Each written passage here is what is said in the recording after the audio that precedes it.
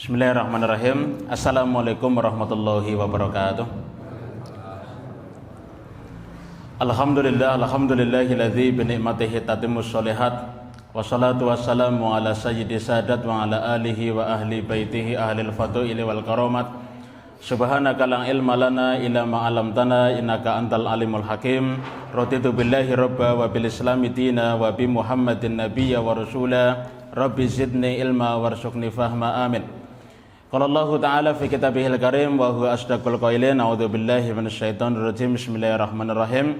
Ya ayyuhalladzina amanu taqullaha haqqa tuqatih wa la tamutunna illa wa antum muslimun. Wa qala nabiyyuna Muhammad sallallahu alaihi wasallam fi haditsih, ittaqillaha haitsuma kunta wa atbi'is sayyi'atal hasanata tamhuha wa khaliqin nasa bi khuluqin hasanin. Allahumma anfa'na bima 'allamtana wa 'allimna ma yanfa'una wa zidna ilman nafi'an walhamdulillahi ala kulli hal. Rabbi shrah li sadri wa yassir li amri wahlul 'uqdatam min lisani yafqahu qawli, amma ba'du. Bapak-bapak, ibu-ibu, kaum muslimin wal muslimat yang dimuliakan oleh Allah Subhanahu wa taala, alhamdulillah pada kesempatan malam yang berbahagia ini kita masih diberi nikmat kesehatan, kesempatan iman dan Islam, sehingga pada malam hari ini kita dapat bertatap muka, dapat bermuwajah bil wujuh, dapat melaksanakan salah satu kewajiban kita sebagai seorang muslim, yaitu melaksanakan sholat maghrib secara berjamaah, dilanjutkan dengan melaksanakan kajian rutin setiap malam Rabu. Salawat beriring salam semoga tetap tercurah limpahkan kepada uswah sana kita, yaitu Nabi Agung Muhammad sallallahu alaihi wasallam, kepada keluarga-keluarganya, kepada sahabat-sahabatnya, kepada tabi'in, tabi'ut tabi'in, dan orang-orang yang hingga detik ini masih berpegang teguh terhadap sunnah-sunnah beliau. Dan mudah-mudahan kita semua termasuk orang-orang yang mengikuti jejak langkah beliau, amin amin ya rabbal alamin. Untuk menyingkat waktu, mari pengajian pada malam hari ini kita buka saja dengan bacaan basmalah. Bismillahirrahmanirrahim. Selanjutnya, sebelum kita meneruskan ataupun melanjutkan materi fikih azan yang sudah kita bahas kemarin, kita ulang kembali bahwa masalah di dalam beragama itu ada dua. Yang pertama adalah masalah akidah, ada masalah fikih. Apa perbedaan akidah dengan fikih? Kalau akidah itu hal-hal yang terkait dengan keimanan, hal-hal yang terkait dengan apa? Keyakinan. Kalau kita kenal ada rukun iman, yaitulah pembahasan materi akidah. Ya, ada antu'mina billahi wa malaikatihi wa kutubihi wa rusulihi wa tu'mina bil qadari khairihi wa syarrihi. Iman kepada Allah, iman kepada malaikat, nabi dan rasul, qada dan qadar, dan lain sebagainya. Itu masuk ranah apa? Masuk ranah akidah, atau dalam bahasa para ulama adalah masalah usul. Ya. Mabahitsu ilmil usul adalah akidah. Kemudian yang kedua adalah masalah fikih, dalam bahasa yang lain adalah furu'. Ya. Masalah fikih adalah masalah tata cara ibadah yang tidak ada sangkut pautnya dengan masalah apa? Masalah keimanan, keyakinan. Ya, masalah wudu, masalah sholat, masalah zakat, puasa, haji, dan lain sebagainya. Nah, yang berikutnya adalah karena terkait dengan ilmu akidah sama ilmu fikih itu landasannya ataupun lahir dari Al-Quran dan Sunnah, maka kita harus tahu Al-Quran dan Sunnah itu ada dua bentuk. Yang pertama adalah ada ayat Al-Quran, ada hadis Rasulullah Shallallahu Alaihi Wasallam, ataupun jenis dalil-dalil yang lain. Karena dalil itu bukan hanya sekedar Al-Quran dan Sunnah, ada ijma, qiyas, masalah mursalah, uruf, dan lain sebagainya. Itu nanti dalil itu ada yang qat'i. Ada yang qat'i. Qat'i itu apa? Dalil qat'i itu adalah dalil yang tidak melahirkan perbedaan pendapat para ulama. Itu namanya apa? Dalil qat'i. Kemudian yang kedua ada dalil dzanni. Dalil dzanni itu kebalikannya, dalil yang melahirkan perbedaan pendapat para ulama. Nah, dari masalah beragama itu ada dua, ada akidah, ada fikih ataupun usul, furu' begitu. Kemudian dalilnya itu ada dalil qat'i, ada dalil dzanni. Maka para ulama melebarkan masalah ini, ya, itu menjadi 4. Ini mungkin agak ribet karena kita bahas usul fikih terlebih dahulu untuk mengulang kembali. Ya. Yang pertama adalah masalah akidah, dalilnya qat'i, itu. Masalah akidah, masalah keyakinan diantaranya adalah masalah sam'iyat, uluhiyat ataupun ilahiyah. Ilahiyah itu apa? Ketuhanan. Ya, bahasa kita masalah apa? Ketuhanan, keilahan. Itu. Masalah ketuhanan kira-kira masalah akidah apa masalah fikih? Masalah akidah. Dan nanti ada dalil baik Al-Quran dan Sunnah ataupun dalil-dalil yang lain itu yang qat'i, yang tidak melahirkan perbedaan pendapat para ulama. Di antara dalilnya adalah ya surat Al-Ikhlas, qul huwallahu ahad. Katakanlah bahwa Allah Subhanahu wa taala itu Maha Esa. Bahwa Allah Subhanahu wa taala itu satu. Gitu ya. Nah, kira-kira katakanlah bahwasanya Allah Subhanahu wa taala itu adalah satu. Kira-kira para ulama berbeda pendapat enggak? Oh, ada yang mengatakan 2 kok, ada yang mengatakan 3, ada yang mengatakan 4. Ada yang seperti itu? Enggak ada.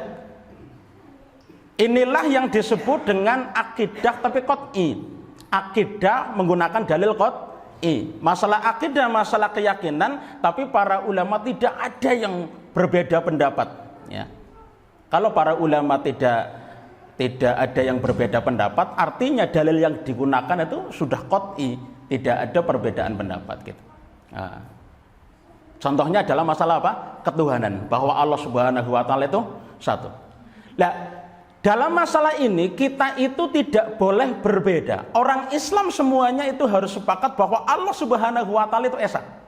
Bahwa Allah Subhanahu wa taala itu satu, tidak berbilang la ya ta'addad. Ya, tidak berbilang. Nah, kalau berbilang menganggap bahwa Tuhan itu ada 3, ada 4, ada 5 dan lain sebagainya, itu sudah jelas di ayat yang lain apa? Laqad kafarul ladzina qalu innallaha salisu salasa. Ya. Sungguh telah kafir, sudah tidak Islam lagi orang yang mengatakan, orang yang mempunyai keyakinan bahwasanya Allah Subhanahu wa taala adalah apa? Allah Subhanahu wa taala itu satu tapi dari 3 oknum. Salisu salasa. Saya enggak bahas agama apa itu. Intinya apa? Kita orang Islam tidak boleh meyakini seperti itu. Kenapa? Karena ini masalah ketuhanan itu dalilnya itu sudah qat'i.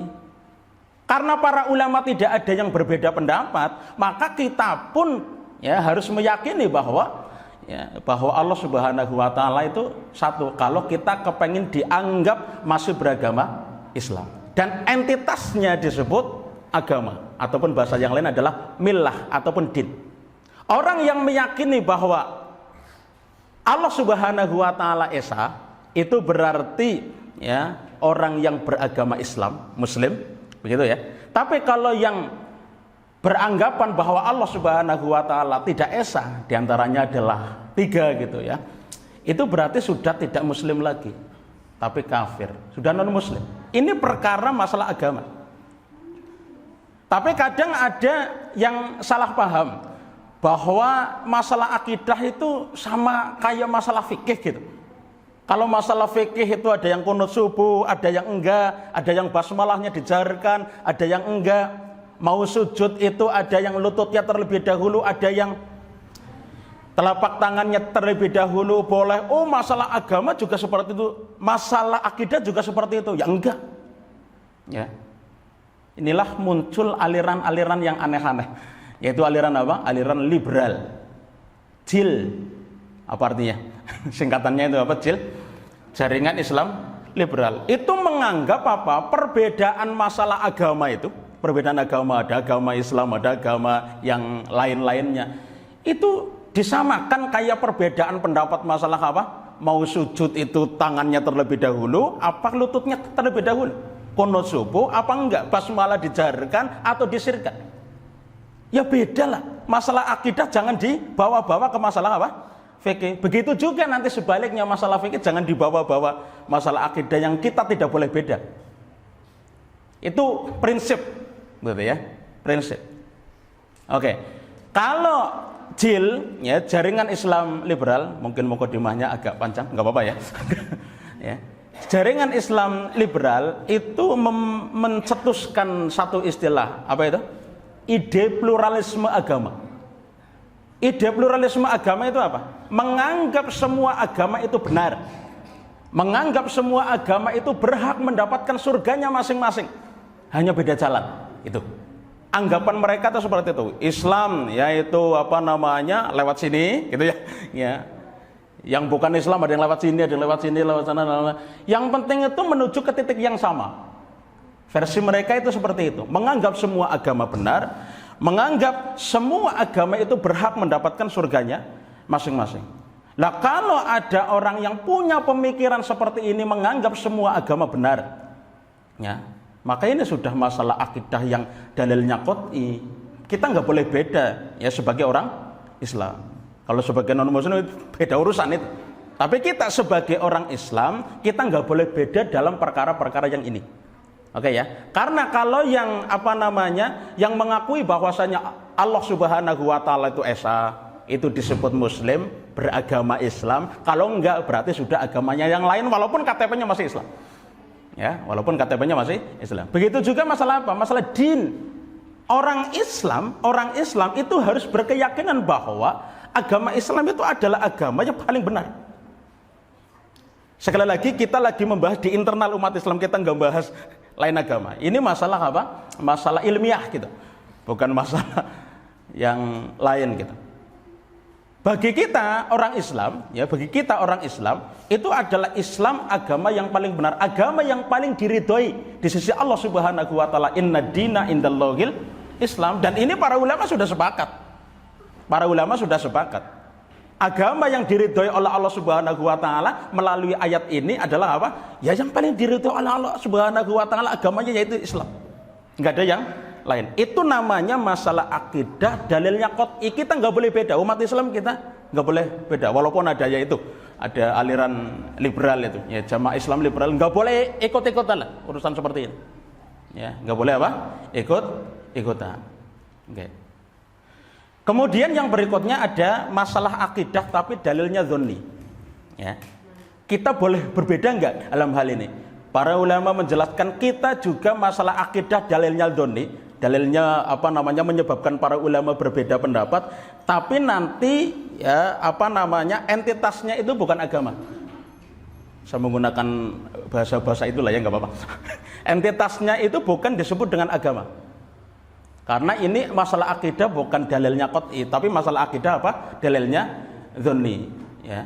Entitasnya disebut dengan firqah. Firqah itu apa? Kelompok. Ya. Nah, kelompok itu nanti dibagi menjadi dua. Oke. Ada firqah dhallah, ada firqah najiyah. Gitu. Bahasa yang lain adalah ada ahlus sunnah wal jamaah, ada ahlul bid'ah wad dhalalah. Oke. Ahlus sunnah wal jamaah, ahlul bid'ah wad dhalalah. Ini masalah apa? Masalah akidah yang dalilnya dzanni. Makanya Allah Subhanahu wa taala lewat lisan Rasulullah sallallahu alaihi wasallam, ya Rasulullah sallallahu alaihi wasallam itu bersabda, sataftariqu ummati ala thalathatin wa sab'ina firqatan kulluhum finnar illa wahidah, gitu ya. Ma'ana ilaihi wa ashabi, dan mengatakan al-jamaah dan lain sebagainya. Sataftariqu ummati, umatku kata Rasulullah sallallahu alaihi wasallam itu akan terpecah. Nah, terpecah ini itu bukan masalah akidah yang dalilnya qot'i, tapi adalah akidah yang dalilnya apa? Dzanni. Tapi walaupun masalah akidah dalilnya dzanni, kita nggak boleh ikut-ikutan yang aliran sesat ahlul bid'ah wad dhalalah. Kita harus fusi dan masuk ke dalam kelompok apa? Akidah ahlus sunnah wal jamaah. Yang kita perlu tahu sebenarnya ya, yang kita perlu tahu tadi masalah apa? Masalah akidah dalilnya qot'i, kita kan harus beragama Islam, jangan mengikuti keyakinan yang lain. Kita itu disebut murtad, kita itu orang Islam disebut sudah keluar dari Islam itu kalau kita mengamalkan apa saja. Nah itu materinya nanti akidah begitu. Ya, materinya apa? Akidah. Di antaranya adalah apa? Di antaranya adalah ragu dengan kebenaran agama Islam. Itu nanti sudah fikih sendiri itu. Ya, ada fikih sendiri. Fikih yang kebanyakan ya tema-temanya adalah tema akidah. Namanya apa? Furu'ul usul.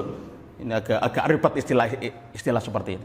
Nah, yang kita pelajari adalah adakah keyakinan, amalan, ucapan yang menyebabkan kita keluar dari Islam? Yo ada, banyak. Nah, itu materinya nanti akidah. Enggak tahu Ustaz siapa lah di sini.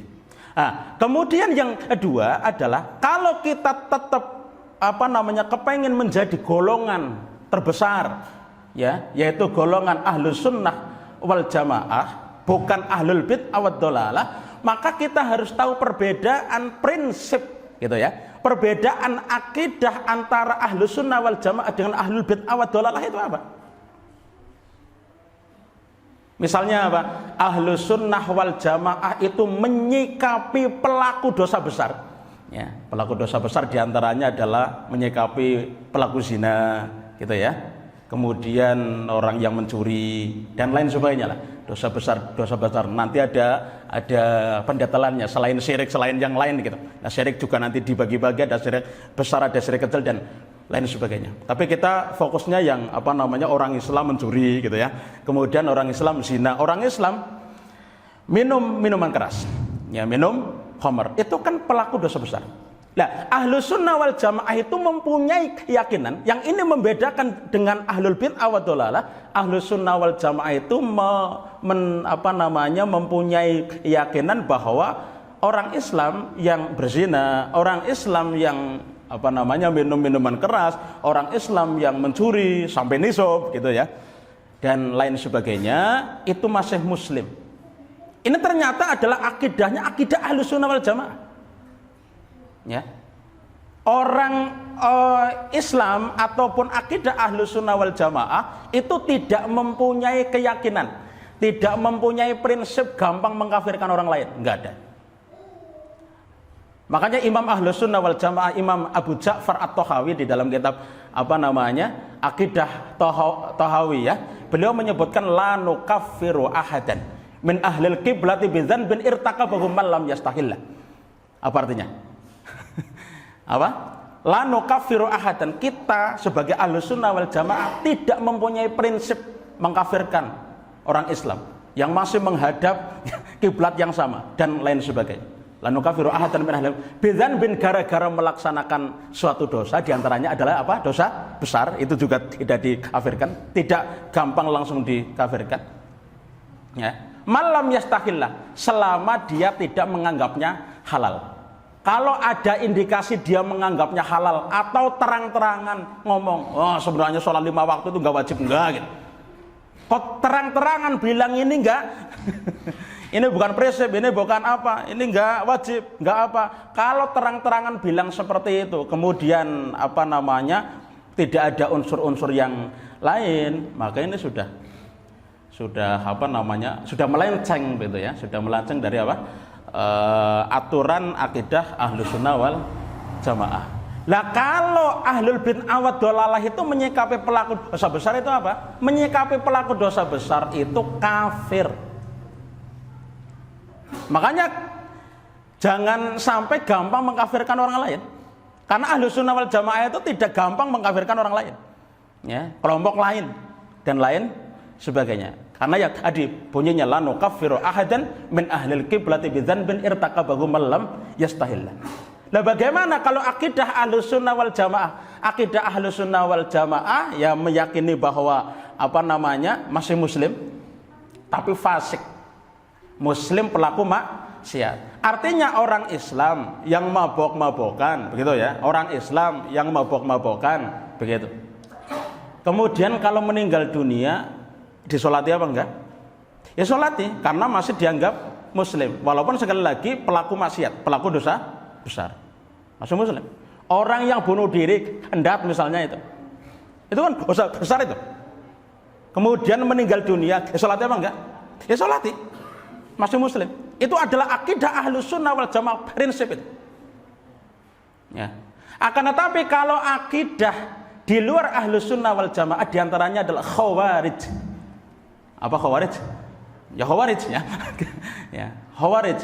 Aliran Khawarij, kelompok Khawarij itu menganggap bahwa orang Islam yang melakukan dosa besar itu sudah kafir. Terkait dengan masalah akidah yang dalilnya dzonni, kita sebagai umat Islam juga tidak boleh berbeda. Ya. Tidak boleh apa? Berbeda. Kita harus mengikuti ya akidah Ahlus Sunnah wal Jamaah. Jangan mengikuti Ahlul Bid'ah wa Dhalalah. Di antara keyakinan Ahlul Bid'ah wa Dhalalah adalah gampang mengkafirkan orang lain. Itu. Prinsip itu. Ya, nanti silakan yang materi akidah bisa dilanjutkan. Perbedaan akidah Ahlus Sunnah wal Jamaah dengan Ahlul Bid'ah wa Dhalalah di antaranya adalah apa? Ya. Saya hanya ngasih contoh ini. Ya, begitu juga yang akidah yang qat'i juga saya kasih contoh. Nah, masalah akidah yang dalilnya qat'i, ya, kita nggak boleh berbeda. Kita harus meyakini bahwasanya Allah Subhanahu wa taala esa, jangan punya keyakinan yang lain. Perbedaan pendapat ini juga nggak boleh kita ikuti juga. Ya, nggak boleh apa? Kita ikuti. Kita harus mengikuti akidah apa? Ahlus Sunnah wal Jamaah gitu. Ahlus Sunnah wal Jamaah. Di antaranya kita nggak boleh mengkafirkan pelaku dosa besar. Itu prinsip itu. La nukaffiru ahadan min ahlil qiblati bidzanbin irtakabahu man lam yastahillah. Oke, sekarang yang ketiga, masalah fikih dalilnya qat'i. Ini masalah fikih tata cara ibadah tapi dalilnya qat'i. Dalilnya qat'i itu apa? Yang tidak melahirkan perbedaan pendapat para ulama. Di antaranya apa? Di antaranya rukun wudhu, seluruh ulama sepakat bahwa mengusap kepala, begitu ya, ataupun mengusap yang ada kaitannya dengan kepala, rambut ataupun kepala, begitu ya. Itu rukun wudhu. Tidak ada ulama yang berbeda pendapat. Surat Al-Maidah ayat 6, ya ayyuhalladzina amanu idza qumtum ila sholati faghsilu wujuhakum wa aydiyakum ilal marafiq wamsahu bi ru'usikum. Wamsahu bi ru'usikum itu dalil Al-Qur'an yang qat'i. Tapi ini masalah wudhu, berarti masalah fikih. Masalah fikih dalilnya qat'i. Masalah fikih yang para ulama tidak ada yang berbeda pendapat. Masalah fikih yang para ulama tidak ada yang berbeda pendapat, kita juga nggak boleh beda, harus mengikuti ini. Nggak boleh ngarang-ngarang sendiri juga. Ya, ngarang-ngarang sendiri nggak boleh. Di antaranya adalah masalah ini. Kemudian yang keempat adalah masalah fikih tapi dalilnya apa? Dzonni. Berarti masalah fikih yang para ulama berbeda pendapat. Nah ini kita boleh beda, begitu maksudnya. Masalah kunut subuh, enggak kunut subuh. Masalah basmalah dijaharkan dan yang enggak. Kalau hal-hal yang seperti ini, antum milih satu sebagai sikap pribadi, milih satu, begitu ya, sebagai untuk amalan-amalan harian. Tapi kita tidak melarang orang lain untuk berbeda, gitu. Kita tidak boleh melarang. Sebagaimana perkataan Imam Sufyan Ats-Tsauri itu apa? Idza ra'aitar rajula ya'malul amal alladzi qad ukhtulifa fi wa anta tarahu falatanhahu. Idza ra'aitar rajula, jika engkau melihat seseorang ya'malul amal alladzi qad ukhtulifa fi, mengamalkan amalan yang masih diperselisihkan hukumnya oleh para ulama. Ini masalah fikih yang dalilnya dzonni. Yaitu masalah kunut subuh dan enggak, masalah basmalah dijaharkan dan enggak, masalah berdoa itu mengangkat tangan atau enggak, mengangkat tangan plus mengusap atau enggak. Itu masalah fikih dzonni yang kita boleh beda. Tapi walaupun boleh beda, kita harus mempunyai pilihan, gitu ya, mempunyai pilihan. Ini begitu. Tapi kita tidak boleh melarang, ya, melarang orang lain untuk mengambil pilihan yang berbeda. Oke ya, idza ra'aitar rajula ya'malul amal alladzi qad ukhtalifa fi, jika engkau melihat seseorang melaksanakan amalan yang masih diperselisihkan hukumnya oleh para ulama, wa anta tarahu, sedangkan engkau mempunyai pendapat yang berbeda dengan dia, gitu ya. Falatanhahu, kalian jangan melarangnya, gitu. Bahasa gampangannya yang biasa kunut subuh, gitu ya. Yang biasa kunut subuh enggak boleh melarang orang lain untuk enggak kunut subuh. Untuk apa? Kunut subuh, Mas. Begitu juga kebalikannya, orang yang biasa enggak kunut subuh enggak boleh melarang orang lain untuk kunut subuh. dan lain sebagainya. Itu masalah apa? Masalah yang kita itu boleh berbeda. Sekali lagi, meskipun boleh berbeda, kita punya apa? Prinsip, punya pilihan. Gitu. Pilihannya sumonggo dipegang teguh, tapi bersikap bijak kepada apa? Kepada orang lain yang berbeda. Makanya ada majalah Hujah dulu ya. Sekarang nggak tahu, kayaknya majalah Hujah udah nggak ada kayaknya. Majalah Hujah awal-awal edisi pertama itu belajar fikih agar lebih bijak. Oke? Belajar fikih apa? Agar lebih bijak. Silakan sumonggo kita milih kunut apa milih enggak kunut. Ya sumonggo apa-apa. Ya, tapi jangan melarang orang lain untuk ikut seperti jenengan begitu. Oke. Nah, yang kita pahami fikih ya, yang kita pelajari fikihnya baik masalah azan, masalah apa, itu mesti ada yang para ulama berbeda pendapat, ada para ulama sepakat. Kalau para ulama sepakat berarti masalah fikih dalilnya qat'i yang kita nggak boleh beda itu. Oke, nggak boleh apa? Beda. Tapi kalau nanti ada masalah fikih yang dalilnya dzonni yang melahirkan perbedaan pendapat, ya maka ya kita harus legowo dan itu memang boleh berbeda. Sekali lagi, walaupun boleh berbeda, kita punya pilihan sumonggo. Milih yang mana yang menurut jenengan lebih kuat dibandingkan yang lain. Tapi jangan melarang orang lain untuk ikut jenengan.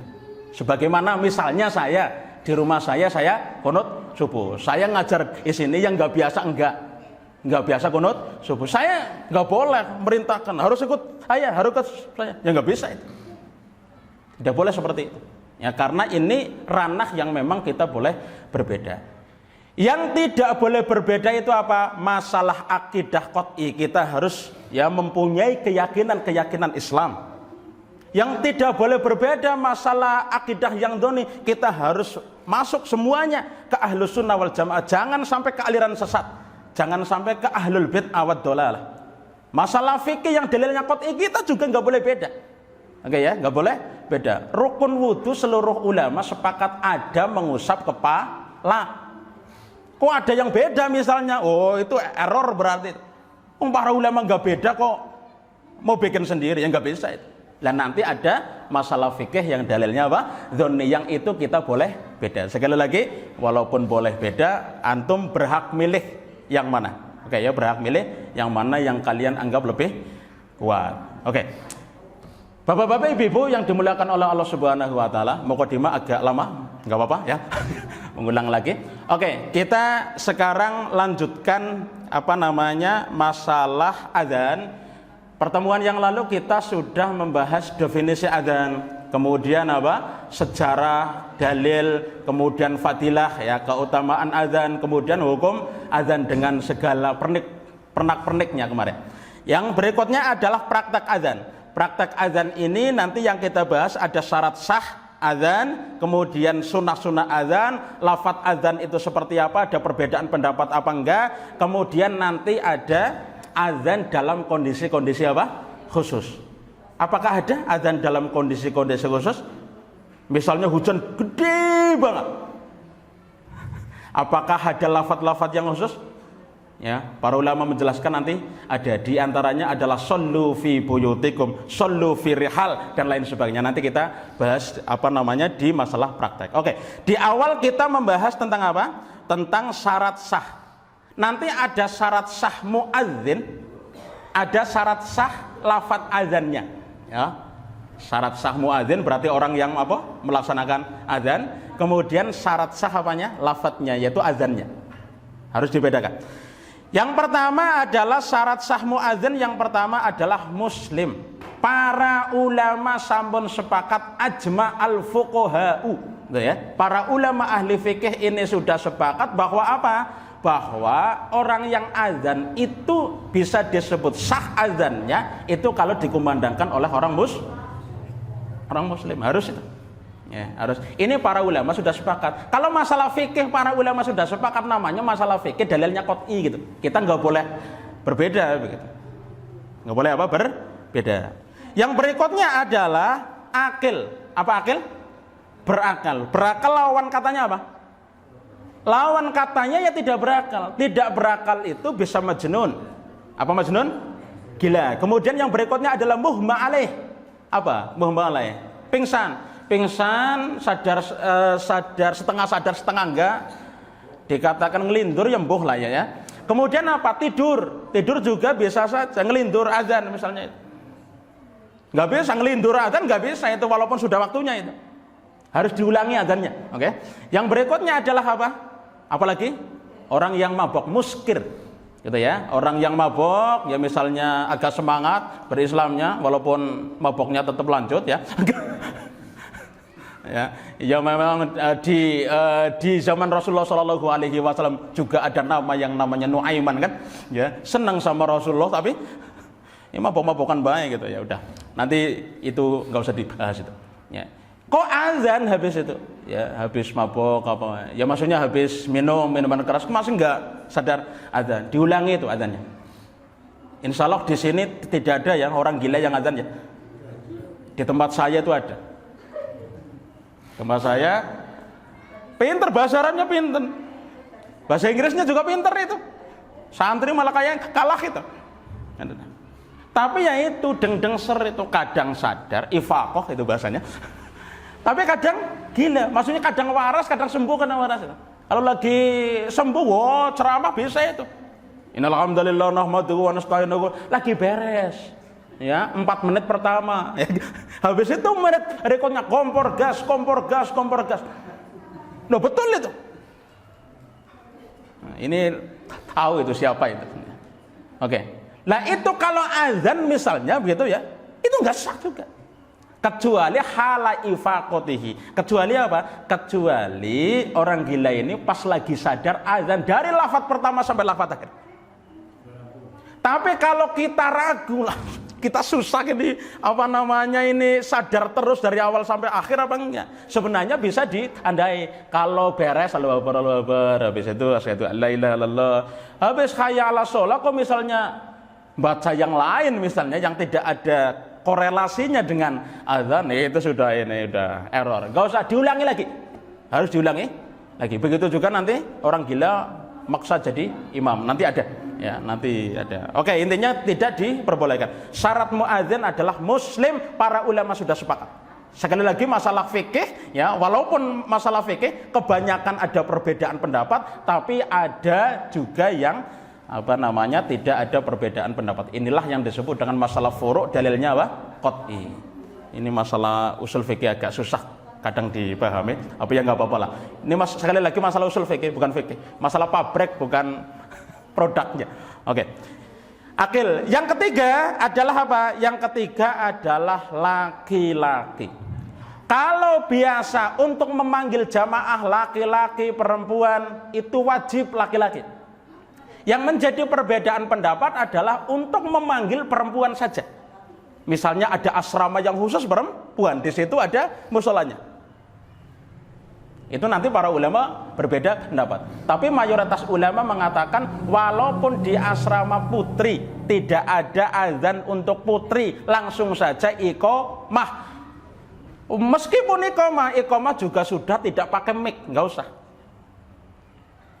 Iqamah pakai mic, azan pakai mic, bapak-bapak nih datang ya. Ya, insya Allah enggak lah ya. Mudah seperti itu. Harus apa? Harus laki-laki. Oke, azannya.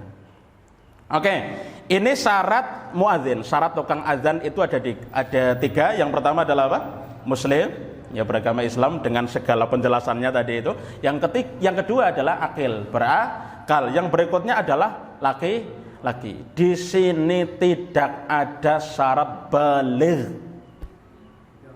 Nanti ya. Nanti ada kesunahan gitu ya. Ya, ideal, kalau yang ideal adalah baligh. Ideal loh. Ideal itu sunnahnya seperti itu. Oke. Kalau sunnah kan berarti bukan wajib. Begitu maksudnya. Oke, begitu maksudnya. Oke. Berarti untuk syarat muadzin ada 3. Ini bukan syarat apa? Ini syarat sah. Syarat sah.